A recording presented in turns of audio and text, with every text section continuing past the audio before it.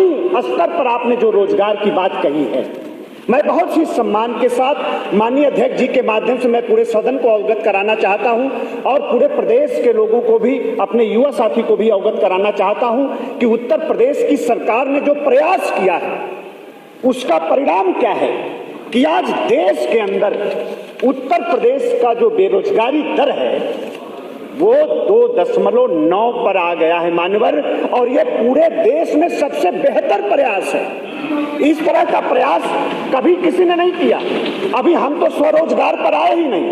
अगर माननीय अध्यक्ष जी हमें आदेश कर दें तो स्वरोजगार के माध्यम से उत्तर प्रदेश के अंदर हमने करोड़ों लोगों को अवसर दिया है, रोजगार से जोड़ा है। अगर आदेश दे देंगे तो मैं उसका भी डिटेल आपके सामने रख दूंगा। आप कहेंगे तो मैं आपके सामने हाँ बिल्कुल डिटेल मैं करता हूं। माननीय अध्यक्ष जी, अभी एक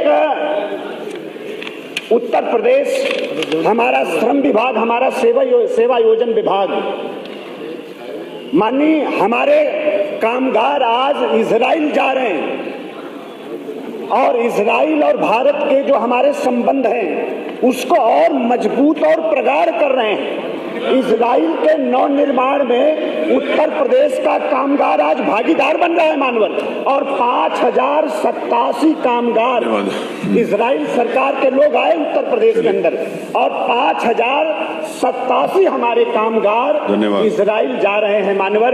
मैं इस बात का भी आपके माध्यम से पूरे सदन को सूचना देना चाह रहा हूं। अगर आपका आदेश हो तो जो स्वरोजगार के माध्यम से डिटेल डिबेट नहीं हो रही, मैंने इसीलिए बात बोलता हूँ तो प्रश्न काल है, डिबेट नहीं है। जो प्रश्न पूछा जाए स्वरोजगार को भी मैं भेज दूँ तो आप भिजवा दीजिएगा। अगला प्रश्न लेते हैं राजेंद्र प्रसाद जी का, श्री राजेंद्र प्रसाद चौधरी। श्री राजेंद्र प्रसाद चौधरी वो खुद माननीय मंत्री जी ने कहा कि डिटेल भेज देंगे, उन्होंने स्वयं। माननीय अध्यक्ष जी, आभारी हूँ जो आपने सर्विस प्रोवाइडर और अस्थायी भर्ती के संबंध में हमें अपनी बात रखने का मौका दिया। माननीय अध्यक्ष जी, आपके माध्यम से कहना चाहता हूं कि सर्विस प्रोवाइडर के माध्यम से जो नियुक्तियां हो रही हैं इसमें शोषण हो रहा है और मजदूरों जैसी उनकी स्थिति है मान्यवर। मैं कहना चाहता हूं, माननीय मंत्री जी ने भी कहा है कि हम जो कुशल नहीं हैं उन्हें 10,575, अर्ध कुशल को 11,303 और कुशल को 12,666 देते हैं। मैं आपके माध्यम से इतना कहना चाहूँगा कि जो इनके सर्विस प्रोवाइडर के माध्यम से सफाई कर्मी लिए जाते हैं 366 रुपया 14 पैसा इनका निर्धारित है मान्यवर।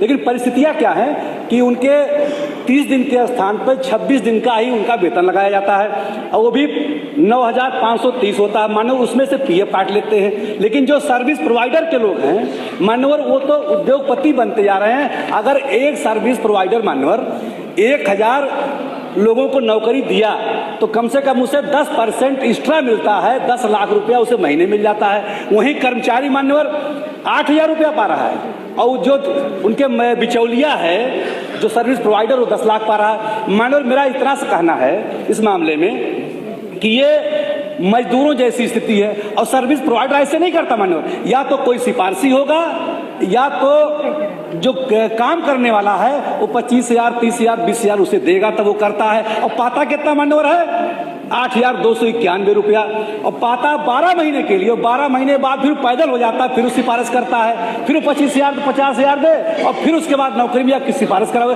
तो बड़ी स्थिति मानवर खराब है, इतना खराब है कि उनका जीवन दुश्वार है मानवर। मैं इतना कहना चाहता हूं आपसे कि इसी तरीके से और भी जो कर्मचारी हैं, चाहे वो रसोईया है 2,000 पाते हैं, आशा बहू 3,500 है, जो आशा संगिनी है 2,500 है, अब आप में पंचायत साहब 6,000 है, केयर टेकर 6,000 है, आंगनबाड़ी 6,000 है, सहायिका मानो 2,500 है। जो इनका जो माननीय मंत्री जी कह रहे हैं कि अर्ध कुशल कुशल उनसे ही बहुत कम है। तो माननीय मंत्री से इतना कहना मेरा है कि माननीय मंत्री जी जो सर्विस प्रोवाइडर दोहन कर रहा है, उद्योगपति बनता जा रहा है और जो शोषण हो रहा है, और वही पिछली सरकारों ने मानवर जो गांव में सफाई कर्मी हैं वो 35,000 से 40,000 पा रहे हैं उसी काम का, और उसी काम का जो सफाई कर्मी हमारा नगर पंचायतों में है, नगर पालिकाओं में है, वो 8200 8500 पा रहा है। बहुत अंतर मान्यवर है और जीवन यापन मुश्किल हो गया है। माननीय मंत्री जी मैं आपके माध्यम से कहना चाहता हूं कि क्या सर्विस प्रोवाइडर की व्यवस्था को समाप्त करके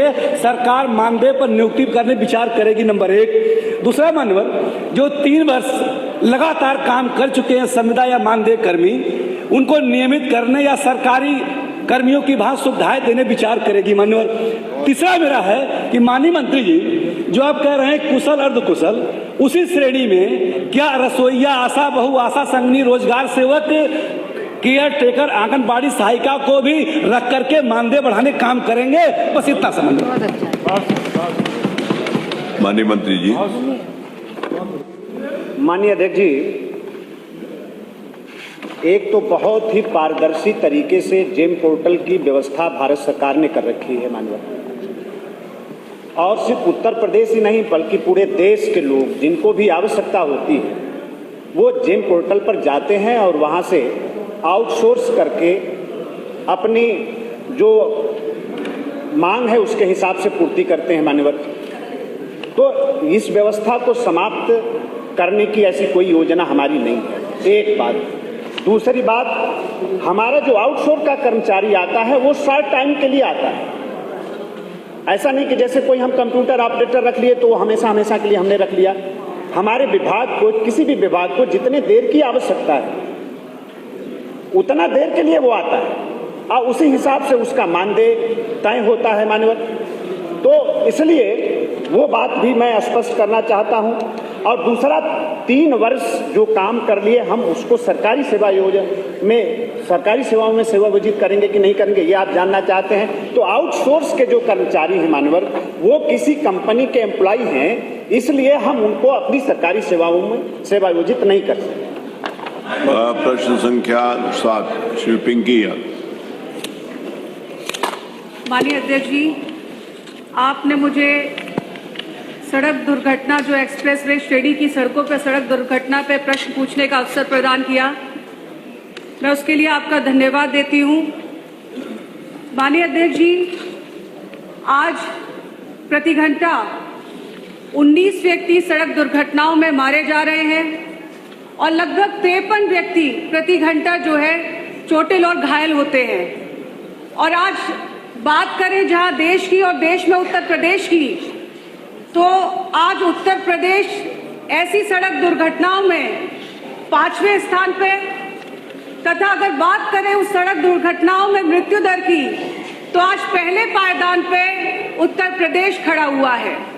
और बड़ा आश्चर्य होता है कि जहां डबल इंजन की सरकार चल रही हो, जहां आपसी सामंजस्य के साथ इसको रोकने का काम करना चाहिए, वहीं आज 2022 और 23 के तुलना में जो है अगर मृत्यु दर ऐसी दुर्घटनाओं में हम बात करें तो 4.7% की वृद्धि हुई है। और जहां पे चोटिल हुए व्यक्तियों की अगर बात करें तो 9% की वृद्धि हुई है। इससे साफ जाहिर होता है कि कहीं ना कहीं सरकार संवेदनहीन बनी हुई है। माननीय अध्यक्ष जी, मेरा प्रश्न एक्सप्रेस वे श्रेणी के मार्गों पर लगातार हो रही दुर्घटना में कहीं ना कहीं सरकार का ध्यान आकृष्ट करने के ऊपर था, पर हर बार की तरह ये परंपरागत तरीके से माननीय मंत्री जी का एक औपचारिक जवाब ही आया। मैं माननीय मंत्री जी से पूछना चाहती हूँ, क्या माननीय मंत्री जी बताएंगे कि सड़क सुरक्षा नीति 2014, क्योंकि आज डिजिटल जमाना है और डिजिटल इंडिया की हम बात करते हैं, तो 2014 की जो सड़क सुरक्षा नीति है उसकी वर्तमान परिस्थिति के अनुरूप क्या सरकार संशोधन का आश्वासन सदन में रखेगी? पहला। दूसरा, क्या माननीय मंत्री जी ने, जैसे अभी हमारे एक साथ के विधायक जी ने पूछा 5 लाख की बात हो रही थी, पर मेरी जानकारी में ऐसा है कि आने वाले समय में 1 अप्रैल से लगभग 2 लाख रुपए ऐसी दुर्घटनाओं में देने का काम सरकार करने जा रही है। क्या इसकी सत्यता को भी माननीय मंत्री जी को तो सब जानकारी होगी, बताएंगे? और क्या माननीय मंत्री जी सड़क दुर्घटना में दिए जाने वाला जो मुआवजा है उसकी समय सीमा को समय निर्धारित करने का काम करेंगे? तीसरा मेरा अनुपूरक है कि ऐसी जो भैया आपस में बात नहीं करें प्लीज, किसी को बहुत जरूरी है बात करनी तो पीछे लॉबी में चला जाए। यहाँ की आवाज ज्यादा आ रही है, उनकी आवाज कम आ रही है, मेरा निवेदन है प्लीज। त्वरित इलाज जैसी दुर्घटनाओं के व्यक्तियों के लिए त्वरित इलाज के लिए प्रत्येक ऐसे राष्ट्रीय राजमार्ग पर अब मुझे फिर नाम लेकर बोलना पड़ेगा, तो नाम लूंगा तो किसी को आपत्ति होगी कि मेरा नाम क्यों लिया। एक मिनट मंत्री जी बैठ जाइए प्लीज। माननीय श्री शर्जील इस्लाम, सब लोगों का आ जाए तो एक साथ उत्तर दे दीजिएगा। मंत्री जी सबका प्रश्न आ जाए तो एक साथ उत्तर दीजिए। प्रश्न यही है, इसी प्रश्न से संबंधित दो माननीय और सदस्य हैं, तो वही पूछे तो आप सबका एक साथ उत्तर दे देना, मेरा निवेदन है। श्री शर्जील इस्लाम। माननीय अध्यक्ष जी, आपका नाम होगा तो उसको बुलाऊंगा। आपका नाम है? नहीं है तो नहीं बुलाऊंगा, नहीं है तो नहीं बुलाऊंगा। आपने मुझे तारांकित प्रश्न पर उत्तर पर अनुपूरक पूछने का मौका दिया। मैं सबसे पहले दिल की गहराइयों से आपका धन्यवाद पेश करता हूं। माननीय अध्यक्ष जी, मैं ये बताना चाहूँगा, हर श्रेणी के मार्गों पर वाहनों की संख्या लगातार आए दिन बढ़ती चली आ रही है। उन पर वाहन चालक तय सीमा से वाहन को तेजी से चलाते हैं। इसी वजह से खासकर एक्सप्रेसवे की श्रेणी पर, जो एक्सप्रेसवे के श्रेणी के मार्ग हैं, उस पर आए दिन घटनाएं घटित होती रहती हैं। हालात तो यहाँ तक की हैं, कोहरा काल के अंदर हालात और गंभीर हो जाते हैं दुर्घटना में। मैं कहीं इसी परिप्रेक्ष्य में माननीय अध्यक्ष जी, मैं आपको बताना चाहता हूँ, अपने जनपद बरेली, अपनी विधानसभा भोजपुरा की ओर आकर्षित कराना चाहता हूँ। मेरे विधानसभा क्षेत्र भोजपुरा में नैनीताल रोड स्टेट हाईवे पर एक गंभीर दुर्घटना अभी एक माह पहले हो गई थी, जिसमें एक ही कार के अंदर एक ही परिवार के 7 लोग सवार थे, जिसमें मासूम बच्चे भी थे। एक्सीडेंट से जलकर कार खाक हो गई थी, राख हो गई थी, जिसपे पूरा मैं आपको बताना चाहता हूँ, माननीय नेता सदन ने भी, माननीय नेता विरोधी दल ने भी गहरा शोक संवेदना इस पे प्रकट करी है। पूरे प्रदेश को, पूरे बरेली को अफसोस है इस घटना पे, क्योंकि वो घटना इतनी गमगीन हो गई थी। आज उनके घरों के चिराग जो रोशन थे वो चिराग बुझ चुके हैं, उनके घरों पे ताला लगा हुआ है। तो माननीय सदन ने भी आप प्रश्न पूछे बहुत, मैं अपने क्षेत्र, दुर्भाग्यपूर्ण इस प्रकार की प्रश्न भी है और मेरे क्षेत्र का मुद्दा भी है। मैं माननीय स्टेट हाईवे नैनीताल रोड में माननीय मंत्री जी से आपके माध्यम से पूछना चाहता हूं, क्या इस तरीके की जो दुर्घटना हुई है, क्या आप लोग जो हैं, आपकी सरकार क्या पीड़ित परिवार को मुआवजा दिलवाने का काम करेगी या नहीं? एक प्रश्न। दूसरा माननीय जी, इसी परिप्रेक्ष्य में माननीय अध्यक्ष जी, मैं आपके माध्यम से मंत्री जी से पूछना चाहता हूं, क्या एक्सप्रेसवे श्रेणी के मार्गों पर वाहन चालकों की सुविधा हेतु विभिन्न सांकेतिक स्थापित करने हेतु रखरखाव एजेंसियों को निर्देशित करेगी या नहीं? इसी परिप्रेक्ष्य में एक और मेरा माननीय मंत्री जी से सवाल है, क्या सरकार एक्सप्रेसवे पर वाहनों की रफ्तार अनियंत्रण होने से बचने के रफ्तार के मानक तोड़ने पर स्वतः चेतावनी तथा उनके चालान की कोई जो चालान होते हैं उसकी स्थापना को सुनिश्चित करेगी या नहीं? जिस तरीके से आपने देखा होगा, हमारे उत्तर प्रदेश में पता नहीं होता है, और प्रदेशों में ये व्यवस्था है कि अगर हम लोग वाहन तेजी से चला रहे हैं उसकी वार्निंग भी आती है, होती है, वो बताएंगे। उसके साथ साथ माननीय अध्यक्ष जी, अरे एक मिनट बैठ जाओ भाई, क्या नफीस, क्या सरकार एक्सप्रेसवे के श्रेणी के मार्गों का उच्च स्तरीय समिति द्वारा दोबारा निरीक्षण कर आज के परिप्रेक्ष्य में पुरानी नीति संशोधित करने का प्रस्ताव रखेगी? शिवजावर रहमान है, बहुत बहुत धन्यवाद। शिवजावर रहमान है। माननीय मंत्री जी, नहीं रोज पूर्वांचल का, पूरे प्रदेश का। अरे आप पूर्वांचल पर पूछ रहे हो, पूरे प्रदेश का पूछ रहे हैं। प्रदेश में पूर्वांचल भी है, वो जो नियम है पूर्वांचल के लिए अलग नहीं है। माननीय मंत्री जी, माननीय अध्यक्ष जी, माननीय सदस्य पिंकी जी ने कहा कि पिछले बरस से बढ़ोतरी हुई है, ये आंकड़ा सही नहीं है।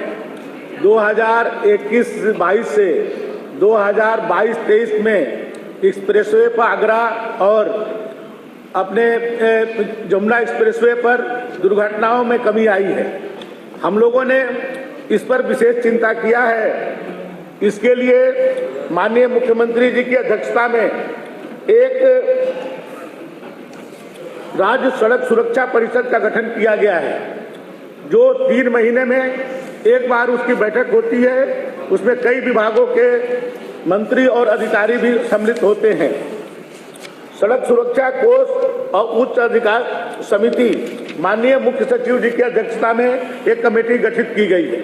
इसी तरह से ट्रांसपोर्ट कमिश्नर के अधीन राज्य सड़क सुरक्षा एक प्रकोष्ठ बनाया गया है। जिले स्तर पर भी जिला अधिकारी के अध्यक्षता में एक कमेटी बनाई गई है, जो सड़क सुरक्षा के लिए महीने में एक बार बैठक करती है। हम लोगों ने अभी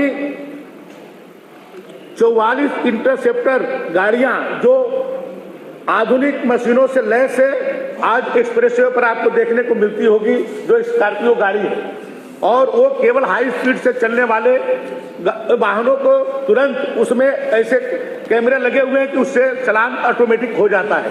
और भी एक ANPR automatic number plate recording कैमरे लगे हुए हैं। आप देखते होंगे कि लोग जाते हैं, हाई स्पीड से जाते हैं और फिर से उसको कम करके फिर से बढ़ा लेते हैं। उसके लिए भी हम लोगों ने किया है कि आप इन कहाँ से होते हैं और आउट जब होते हैं तो उसकी दूरी जो है हमारे मानक के अनुसार है कि नहीं है, उस पर आपका चालान कटता है। और जहां तक अभी माननीय दूसरे सदस्य ने कहा, उसके लिए भी हम लोगों ने इतने चालान किए थे, 17 से लेकर के 21 तक 8,53,000 चालान हुए थे, जो हम लोगों ने अभी उनको जीरो किया, क्योंकि आपको कोर्ट कचहरी का चक्कर लगाना पड़ता था, तो उससे हम लोगों ने मुक्ति दिया उसके लिए। और अभी आप देखते हैं हमारे विभाग में एक ही ARTO है, पूरे जिले में एक ARTO है। उसी से आप इन्फोर्समेंट का काम लेते हैं, उसी से प्रशासन का काम लेते हैं, उसी से और भी VIP ड्यूटी लेते हैं। इसके लिए माननीय मुख्यमंत्री जी ने 75 केवल रोड सेफ्टी के लिए ARTO देने का उन्होंने आश्वासन दिया है। 75 हर जनपद में एक केवल रोड सेफ्टी के लिए ही एक ARTO रहेगा। ये बहुत बड़ा विषय है, हम लोग चाहते हैं कि इसको रोका जाए। अभी हमारे जो नेशनल अथॉरिटी है, NHI है, वो भी इस पर बहुत काम कर रही है। हर जगह जो है उनके एम्बुलेंस लगे हुए हैं और हर जगह उनके भी कैमरे लगे हुए हैं, और हम लोग इसके लिए चालान करते हैं। इसके लिए हमारे प्रवर्तन के दल अलग काम करते हैं। और आपने बहुत अच्छा प्रश्न उठाया है, इसको हम लोग और चाहेंगे कि क्योंकि जितना इसमें काम किया जाए वो कम है। अभी पिंकी जी ने कहा कि हम 5वें नंबर पे हैं, 5वें नहीं, हम जो है 4थे नंबर पर हैं, हम 4थे नंबर पर। लेकिन आप ये बताइए, मैं ये कह रहा हूँ, आप आबादी की दृष्टि से आप देखिए तो उत्तर प्रदेश कितना बड़ा प्रदेश है, 6 प्रदेशों के बराबर उत्तर प्रदेश है। फिर भी आप देखिए कि हम लोग कितना इंप्रूवमेंट किया है इसमें, लेकिन अभी भी इंप्रूवमेंट की बहुत आवश्यकता है। इस पर हम लोग और भी जारी रखेंगे। और मैं ये चाहता हूं कि इस पर तो शक्ति हो, और शक्ति जब ज्यादा होगी तो आप ही लोग की तरफ से ज्यादा आता है, जनप्रतिनिधियों की तरफ से, कि भाई आपके सब चालान कटने लगे भाई मोटरसाइकिल पे, और उस पर आप ही लोग, हम लोग तो चाहते हैं कि कोई भी बिना हेलमेट के, बिना बेल्ट का न चले। और जब पूरी शक्ति होती है तो आप लोग इसमें कोऑपरेट करिए, और आप लोग भी हेलमेट और जो है बेल्ट लगा करके चलिए, तो आम जन भी इस बात को देखें कि हमारे जनप्रतिनिधि भी नियमों को पालन करते हैं, तो हम भी इसको पालन करें। इसलिए हम लोग इस पर सख्त कार्रवाई करेंगे। एक उनको बुला लिया प्लीज। आपके माध्यम से माननीय मंत्री जी से मैं पूछना चाहता हूं, वो भी हमारे ही मंडल से हैं। पूर्वांचल एक्सप्रेसवे जो है, इस वक्त वो मौत का एक्सप्रेसवे बना हुआ है। मेरे खुद परिवार से 2 लोग, एक की तो जान चली गई, अभी एक कोमा में। आए दिन वहाँ दुर्घटना होती है। जो वहाँ सेंसर लगा हुआ है, वो सेंसर काम तो कर रहा है, लेकिन उस पर कोई कार्रवाई नहीं हो रही। ट्रकें जो चल रही हैं उनको चलना चाहिए लेफ्ट साइड, वो राइट साइड चलते हैं, और उसी से सबसे ज़्यादा दुर्घटनाएं हो रही हैं। मैं आपके माध्यम से मंत्री जी से पूछना चाहता हूं, वो भी उसी एक्सप्रेसवे का इस्तेमाल करते हैं, कि कितनी जल्दी वो सारी गाइडलाइंस जो हैं उसको फॉलो करके जो ट्रकें या गाड़ी वाले रूल को तोड़ के चल रहे हैं उनके ऊपर क्या कार्रवाई करेंगे, और कितनी जल्दी उसकी सुरक्षा के जो इंतजाम है वो कर लेंगे। बहुत बहुत धन्यवाद। माननीय मंत्री जी बताएंगे।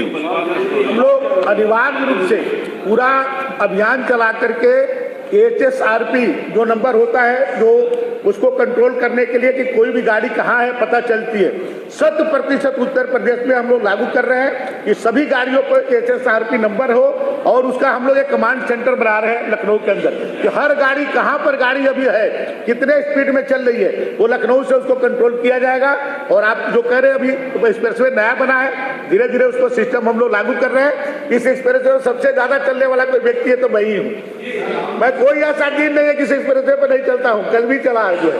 तो इसलिए हम लोग इस पर वो कर रहे हैं और इस पर कैमरे लग चुके हैं, और भी जो आप कह रहे हैं उसमें हम लोग एम्बुलेंस भी लगाए हुए हैं, लेकिन जो चीजें आप बता रहे हैं उसको भी आगे हम देखेंगे। प्रश्न संख्या 8 श्री पंकज मलिक। श्री पंकज मलिक हैं? नहीं। अब पिंकी जी, अब देखिए अभी तक सिर्फ 6 प्रश्न हुए हैं। जो चलिए वो महिला सदस्यों का मुआवजा देने की बात के बारे में भी आप मुआवजा के लिए अगली बार रिपोर्ट आ जाए, अगली बार रिपोर्ट आ जाए। पंकज मलिक नहीं है। प्रश्न संख्या 9 श्री पंकज पटेल नहीं है। प्रश्न संख्या पंकज पटेल नहीं है। प्रश्न संख्या 10 श्री समरपाल जी। बहुत जरा संभल कर पूछना। अति सम्मानित हमारे माननीय अध्यक्ष जी, बहुत बहुत शुक्रिया आपका, आपने बोलने का मौका दिया। बोलने का नहीं, पूछने मंत्री का। जो है परिवहन के, वो भी स्टूडेंट लीडर रहे हैं। मैं इनसे पूछना चाहता हूं कि आपने जो दिल्ली में और प्रदेशों में, पंजाब में कई जगह महिलाओं को फ्री चलने की सुविधा है, क्या आप भी सुविधा देने जा रहे हैं? उत्तर दिया विचार कर रहे हैं। भाई विचार कहाँ का आपकी कलम में है, इसमें कहाँ का विचार? आप कहते हो बेटी पढ़ाओ बेटी बचाओ, बच्चियों को शुरू से ही निःशुल्क चलना चाहिए। हम आप भी स्टूडेंट लीडर रहे हैं, बच्चा कितना भी अमीर हो, बाप का बेटा हो बेटी हो, वो गरीब ही होता है स्टूडेंट लाइफ में, आप जानते ही मंत्री। छात्रों को फ्री, मैं को लड़कों को ना हो तो लड़कियों को बिल्कुल फ्री बसों में सुविधा देनी चाहिए। और महिलाएं बहुत कामकाजी महिलाएं होती हैं। मैं माननीय अध्यक्ष जी की अनुमति से आपसे कहना चाहता हूं कि जो कामकाजी महिलाएं बेचारू झाड़ी पोछा करने वाली हैं, बर्तन मांजने वाली हैं, इधर उधर काम करती है 2000-3000 रुपये, उन पर अगर लोकल बसों में भी किराया चला जाता है तो उनको बड़ा दर्द होता है। आप उनको भी माफी दिलाने का कर, छूट दिलाने का कर। आपकी सारी बसें खाली चलती है मानने वाली, हम देखते हैं कोई बैठने वाला नहीं, खटर खटर तो कोई बैठने वाला नहीं है तो फिर छूट किसको देंगे? अगर समरपाल जी आपके हिसाब से कोई बैठ ही नहीं रहा तो छूट किसको देंगे? मान्यवर, मैं तभी कह रहा हूँ फ्री करा दो, बस तो खाली जाएंगी। मैं बैठिए, हो गया उत्तर। मैं इनसे कहना चाहता हूँ, रोजगार मेले लग रहे हैं, अभी माननीय मंत्री जी कह रहे थे बेरोजगार मेले, बेरोजगारों को भी फ्री कराओ, वो तो बेरोजगार हैं ही, उनके लिए भी फ्री व्यवस्था कराओ।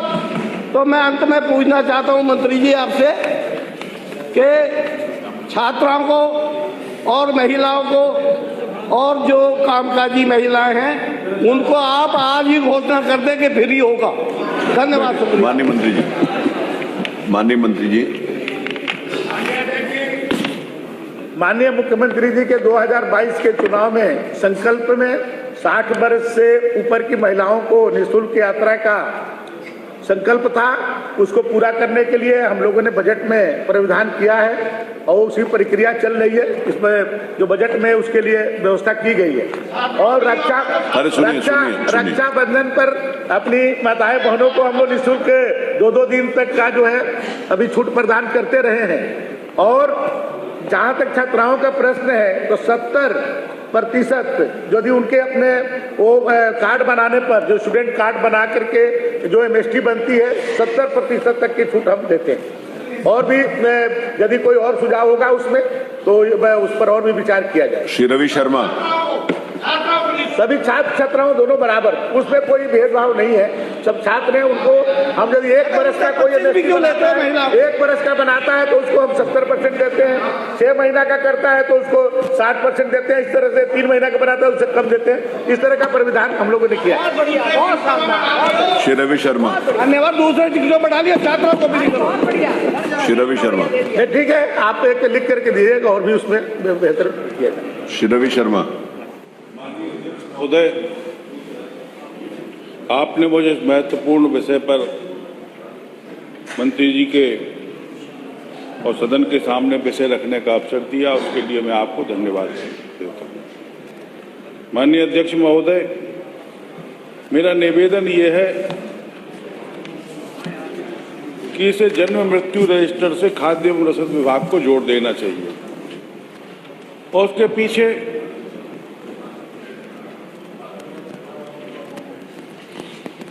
प्रमाण भी है कि जब हिंदू समाज में हमारे यहाँ पर कोई दुखद होता है, निधन होता है, तो हम लोग क्रियाकर्म के बाद बाल हमारे बनते हैं, बाल बचते हैं, तो कंट्रोल वाला जानता है कि आपके यहाँ कौन खत्म हो गया।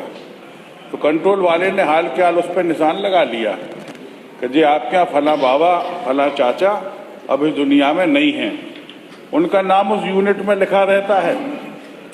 तो हमारे यहाँ तो हम जब जन्म मृत्यु प्रमाण पत्र से जोड़ने का आशय ये है कि सरकार को जो लाखों रुपए की चूना ऐसे लोग जो आज इस दुनिया में नहीं हैं, लेकिन उनके नाम पर भी राशन की दुकानों से राशन निर्गत हो रहा है। कुछ लोग ऐसे हैं जिनके यहाँ पर इस तरीके की निधन के बाद परंपराएं नहीं हैं, तो उनका पता ही नहीं चलता कि कौन खत्म हो गया, भीड़ है। तो मेरा निवेदन इतना था कि इसको जन्म मृत्यु रजिस्टर से जोड़ दिया जाए, जिससे कि तत्काल यदि किसी व्यक्ति का निधन हुआ है तो वहाँ पर राशन की दुकान पर उस नाम को काटा जा सके।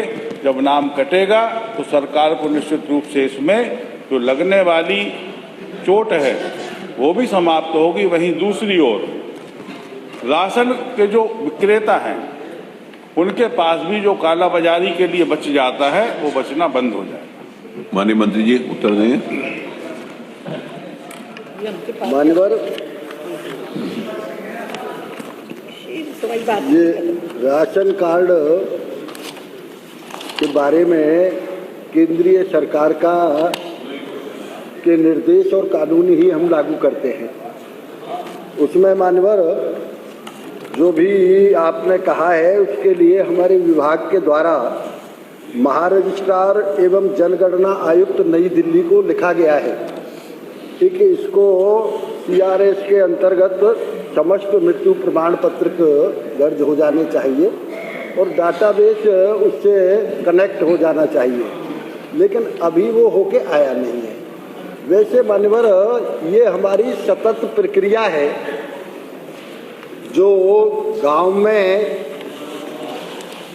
नए राशन कार्ड बनने या निरस्त होने के लिए लेखपाल, पंचायत सचिव और हमारे विभाग के कर्मचारी मिलके अभियान चलाते हैं।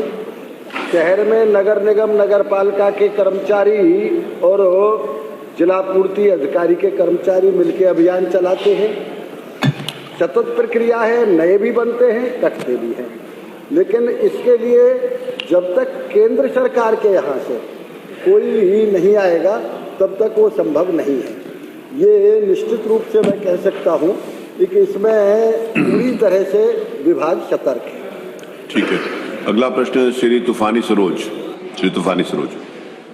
सर, आपने बहुत पूर्ण विषय पर बोलने का अवसर दिया जो है।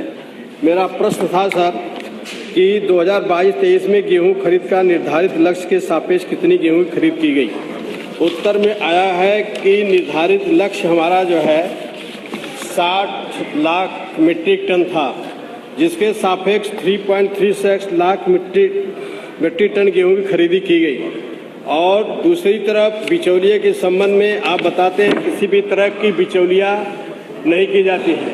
मैं आपको अवगत करना चाहता हूँ, किसान जब क्रय केंद्र पे जाता है तो उसे जो है कुछ न कुछ बहानेबाजी बना करके वापस कर दिया जाता है। कई बार वो टक्कर आवाजाही करने के बाद तब वो मजबूर होकर के बिचौलियों के हाथे जो है अपना गेहूं बेचने में मजबूर हो जाता है।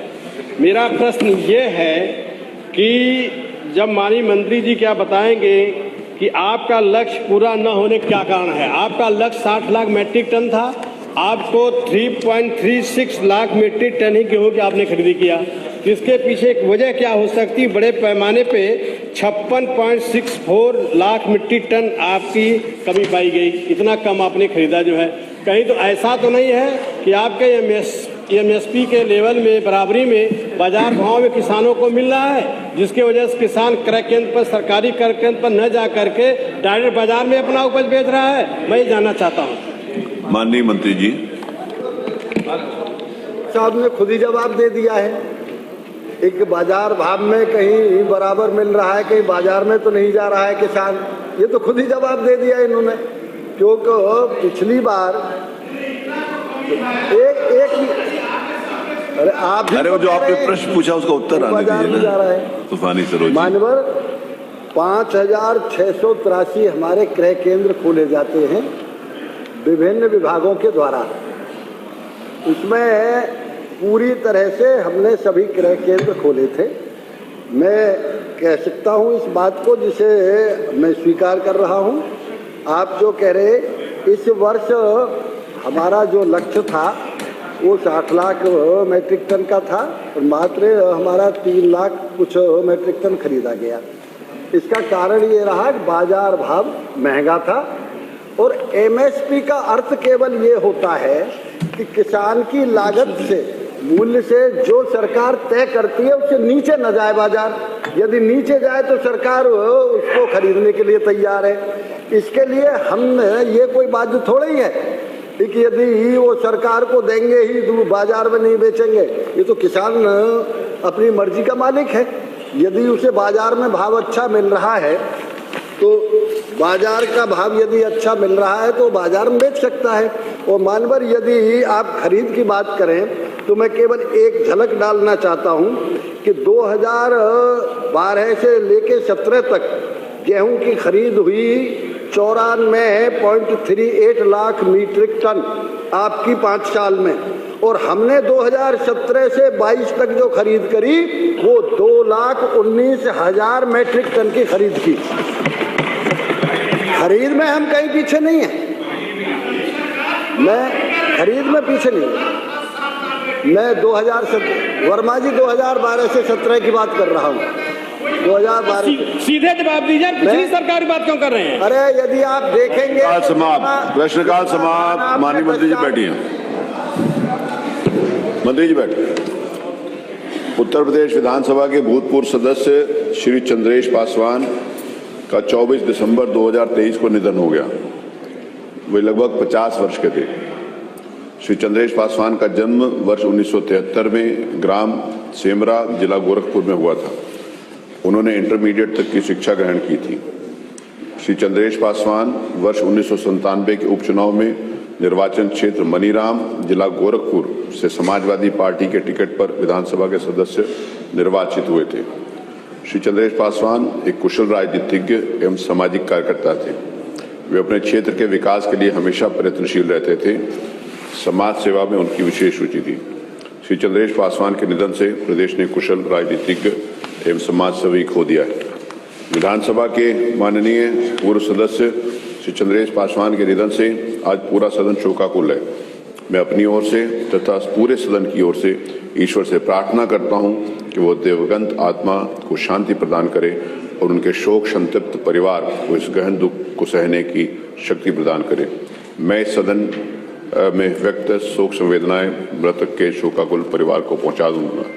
अब हम दिवंगत आत्मा के लिए शांति के लिए कुछ देर के लिए मौन रखें।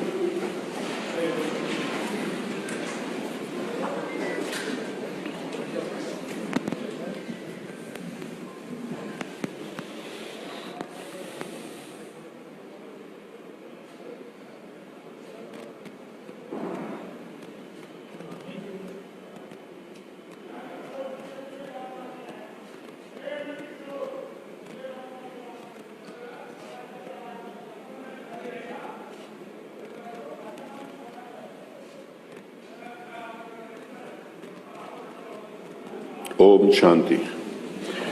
आज नियम 300 में कोई भी सूचना प्राप्त नहीं हुई। जी माननीय वर्मा जी। माननीय हमारे एक सदस्य ने 300 में एक दिन सूचना दी जी कि हमारे जो अधिकारीगण हैं, बड़े बड़े अधिकारी या छोटे मोटे, हम फोन करते हैं, फोन तक नहीं उठाते। जी मान्यवर मैंने देखा और आपके पीठ से आदेश हुआ, माननीय संसदीय कार्य मंत्री ने खड़े होकर जवाब भी दिया कि हमने शासनादेश कर दिया है और कोई भी इस तरह का प्रकरण नहीं होगा। कड़ा निर्देश जारी किया गया है,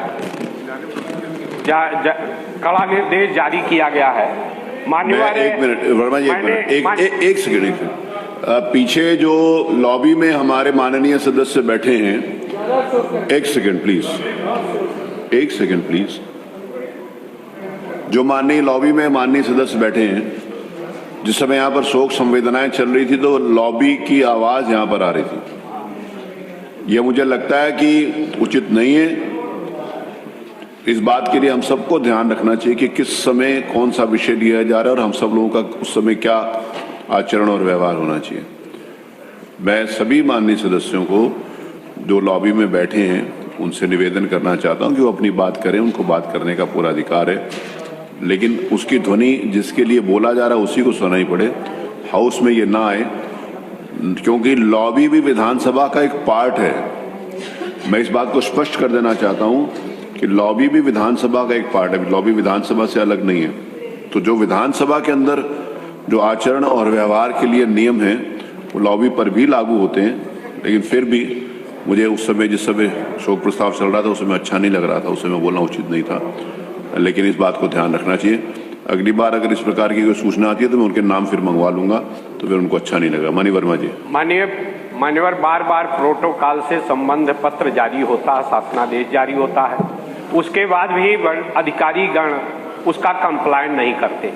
मान्यवर मैंने देखा है प्रायः माननीय मुख्यमंत्री जी से भी हम लोग अगर फोन नोट कराते हैं उनके यहाँ तो उनसे तो वार्ता हो जाती है, लेकिन मान्यवर उन्हीं के सचिवालय में अपर मुख्य सचिव अधिकारी बैठे हैं, चाहे जितनी बार भी फोन करें उनके यहाँ नोट करावें, लेकिन आज तक मुझसे भी वार्ता नहीं हो पाई। तो मान्यवर निश्चित रूप से जो हमारा प्रोटोकॉल के संबंध में तमाम शासनादेश निर्गत हुआ है, क्या वो उन अधिकारियों पर लागू नहीं होता?